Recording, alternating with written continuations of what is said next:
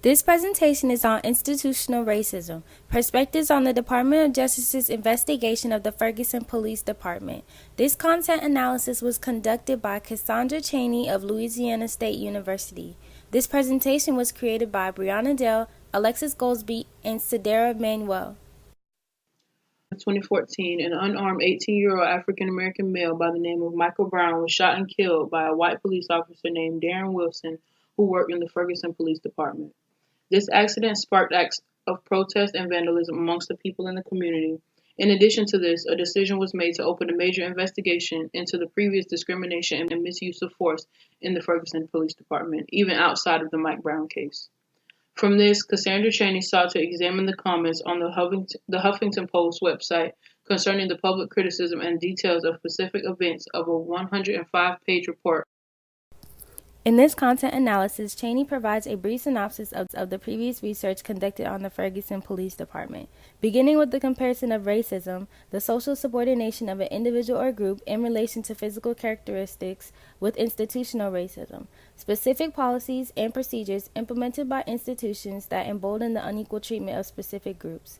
She then proceeds to explain how each is structured politically and socially to expropriate the constitutional rights of these individuals, whom primarily consist of racial minorities. These forms of racism are not just physically and psychologically detrimental. They have resulted in the systematic disenfranchisement and criminalization of minority groups, primarily African Americans. Institutional racism constructed the basis for the Department of Justice's Civil Rights Investigation and Report. Following the shooting of Michael Brown and the protests that concurred in result, an analysis of documented incidents between the Ferguson Police Department and black residents was conducted to determine whether the Ferguson Police Department had a history of discrimination or use of excessive force. The population of Ferguson, Missouri is 67% black and 29% white. However, blacks represent 85% of Ferguson Police Department traffic stops, 90% of citations, 93% of arrests, and 100% of canine bites. Black individuals have also been apprehended, beaten, and killed for things such as sitting in their car, parking in the wrong place, and missing out on court payments. The results of this research conducted prior to Chaney's analysis concluded that not only did racial bias exist in Ferguson, it was ingrained into every procedure and constitutional violation exhibited down to the lowest levels of city government and law enforcement. Aside from the Department of Justice's analytic statistics, there is not much research on the opinions of institutional racism in Ferguson or the perspectives related specifically to the Department of Justice's report itself. This study differs from previous research by conducting a qualitative analysis rather than quantitative about the general public sentiment toward police, Ferguson Police Department, and the validity of the Department of Justice's report. To conduct her analysis, Chaney utilized grounded theory to code 404 comments posted on the Huffington Post website following the publication of the Department of Justice's report. Grounded theory is a methodological tactic that uses data collection and dissection to develop theory. While data analysis was in commission, themes in this case became evident and were coded, creating subcategories for data distinction.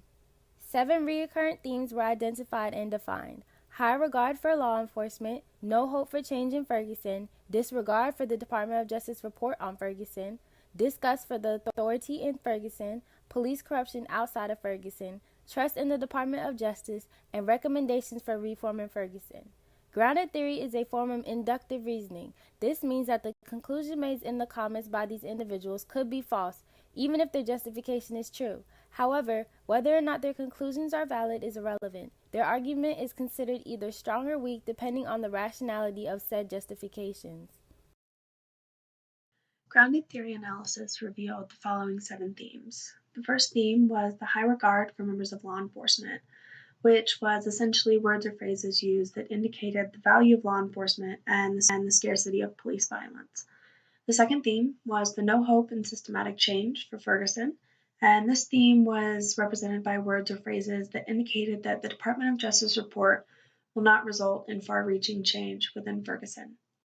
The third theme was the disregard for the Department of Justice and its report on Ferguson. This theme was essentially words or phrases used that indicated that the Department of Justice was just an outdated entity and the report on Ferguson was questionable.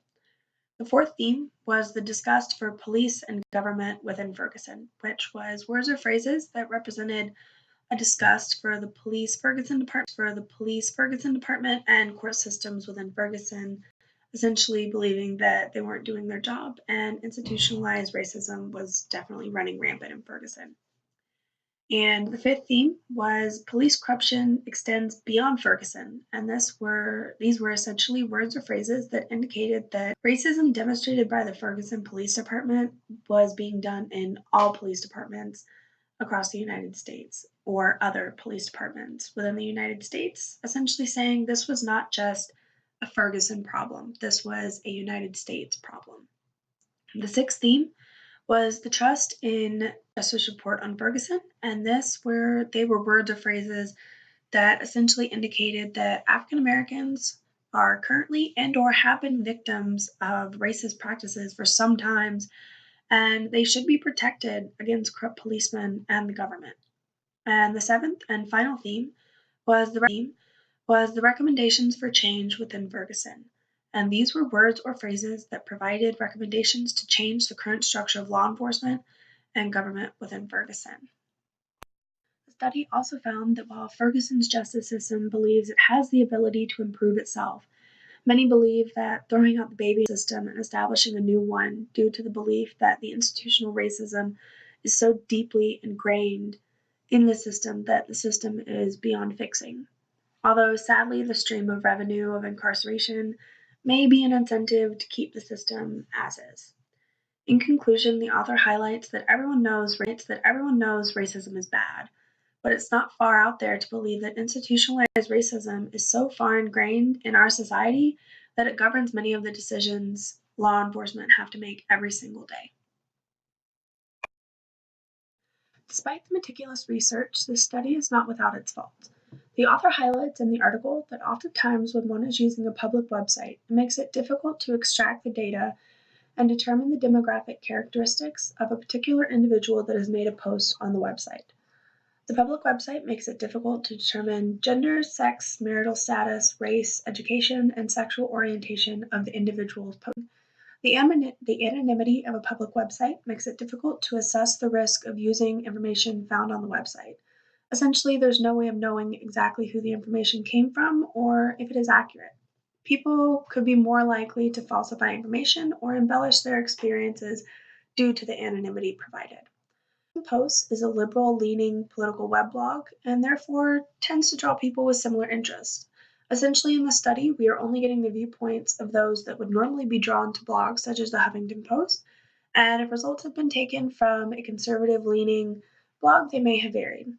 Also, the people that commented on the blog post identified as faculty or students from colleges and universities, and if results had been taken from a less educated group of people, the results may have varied. Finally, the last limitation of the study would have been the views provided by the participants in the study could have been particular personal opinions of the police, President Obama, or the presidential. This presentation is on institutional racism, perspectives on the Department of Justice's investigation of the Ferguson Police Department.